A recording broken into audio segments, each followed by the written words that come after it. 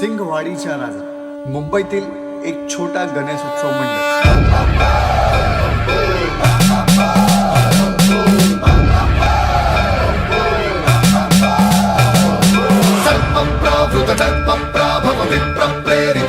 दोन 2002 मध्ये घरून सुरुवात झाली।